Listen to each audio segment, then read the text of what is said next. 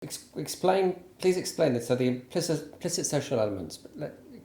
Let's explain this. There's 7 of them, and they are always tough to remember. So maybe you could explore the leader-follower, how you ended up with the implicit social elements, and then bring us back to the relevance of those elements to evaluation leader-follower relationship.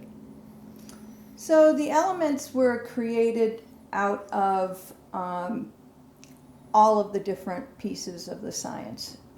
They were created from relationship theory, they were created from neuroscience. Neuroscience is interesting because it can really go in and say, if something's fair, what happens to the brain? So fairness is one of them. Empathy is one, and one of the folks that I really liked a lot wrote a book called Social, Why We Are Wired to Connect, Dr. Matthew Lieberman, and he talked about empathy being the pinnacle of human beings' ability. We've got self-control. Self-control, when you have self-control, people trust you, which is another one of the implicit social elements. So when I have self-control, people are more willing to interact with me, get closer to me, and have a relationship with me because I'm predictable. And even in my interviews with people about leader-follower relationship, they would say, you just got to be predictable. People need to know that who they're going to come and see the next day. And so the elements kind of grew out of all of the research and the different pieces of science. So there's 7. Yeah. So it's trust, fairness, self-control, empathy, status, mutual recognition and respect, and the last one that I can never say that you can say. Reciprocity. I don't know why, I always struggle with that. Yeah. So there's 7. So how does that bring us back? So how does that go back to evaluating the leader-follower relationship? So how can you use those 7 elements and go back to evaluating the leader-follower relationship? So the way these play into relationships, they're called the implicit social elements because they are essentially unconscious. So it's very difficult to measure on unconscious thoughts and processes. And that's why they're called implicit? Yes. Okay. Yeah, because they're unconscious. Okay. They just act. They're a part of how we look and assess people. Okay. So we're very unconscious.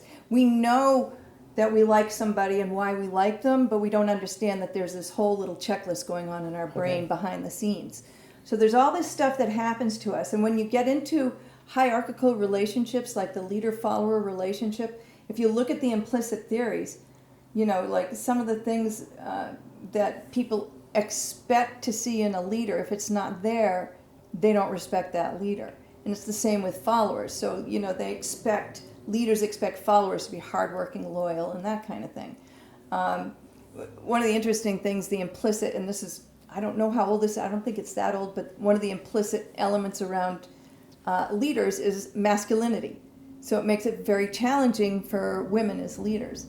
It's one of those things that women are constantly up against. So there's some interesting things that happen, but the way we measure it is that I've created a tool.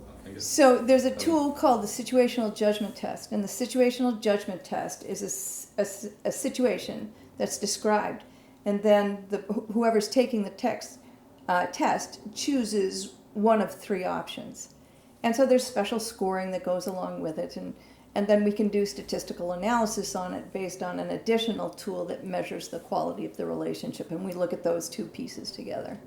So how does this tool work? How do you put sensors in someone's brain and ask them questions? I did look at doing that for a while. They actually have this, somebody developed this tool where you can put little hats on people, but no, that was way out of my pocketbook. But no, it's an online test. I actually work with Qualtrics, and so it's an online survey that you go in and fill out. It takes probably less than 15 minutes to fill out, and then we want several hundred people to do it because, again, this isn't about a person, this isn't about a leader, it's about your organization. and what does the culture in your organization look like when it comes to the leader-follower relationship. And so what you would do is you would get a score for the relationship, and then which one of the implicit social elements is contributing to that score.